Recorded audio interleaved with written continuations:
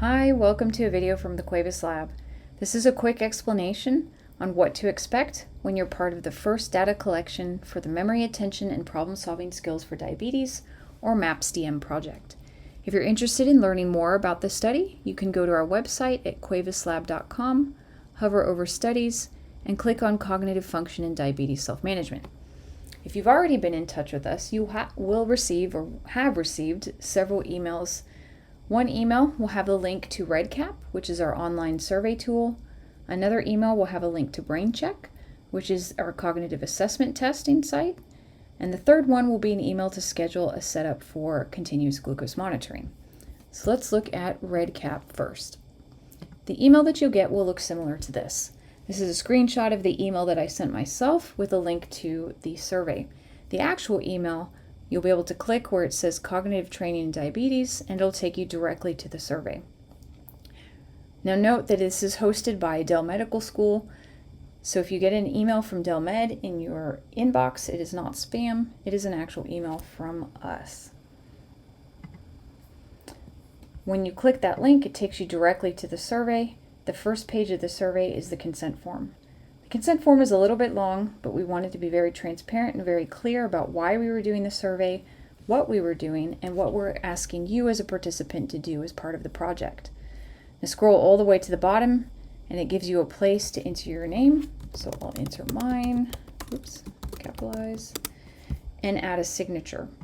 So you can use your mouse or your trackpad, and looks a bit like you're playing Jeopardy. And then you enter the date. If you click today, it'll enter whatever day you're looking at the survey. If you click here, this will give you a copy of the consent form, so you can keep that if you like.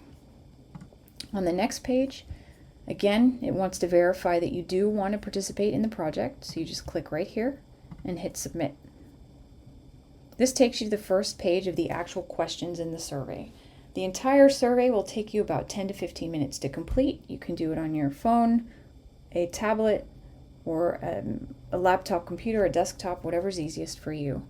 We'll ask you questions about mood, cognitive function, how you take care of your diabetes, and then a few demographic questions at the end. So how old you are, and what other kind of medical conditions, things like that. So after the survey, we will send you a link to BrainCheck.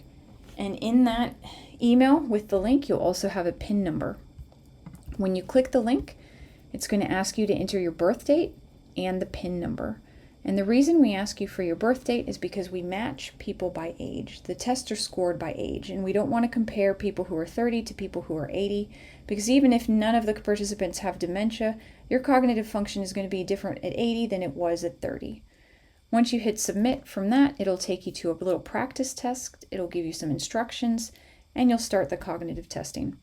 All of these tests may only probably take you about 10 to 15 minutes, just like the survey, so not very long. And these you can also do on a tablet or a computer. The results of this we will send to you. Now here's an example of someone who actually has some sort of dementia, so hopefully yours won't look like this. We are not clinicians in this study, or we are not acting as clinicians, but you can take these results to your healthcare provider for interpretation if you like. These results are yours. We will send them to you when the testing is finished.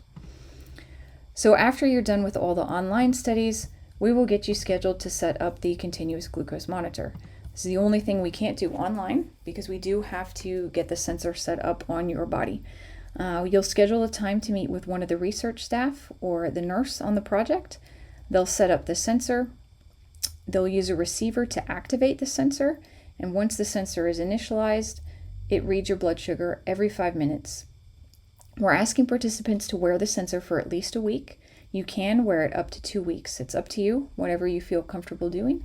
We will provide you with a box, a very small box that has prepaid postage and our address on it, and when that week or 2 weeks is complete, you'll take off the sensor, put it in the box, and send it back in the mail to us.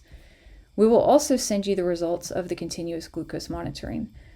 I'll show you an example right here. I wore it last couple weeks ago, and these are the results that I got. You can see my average sugar here was 86. I don't have diabetes, so I guess that is typical. This is exactly what you would get if you had this done in a doctor's office.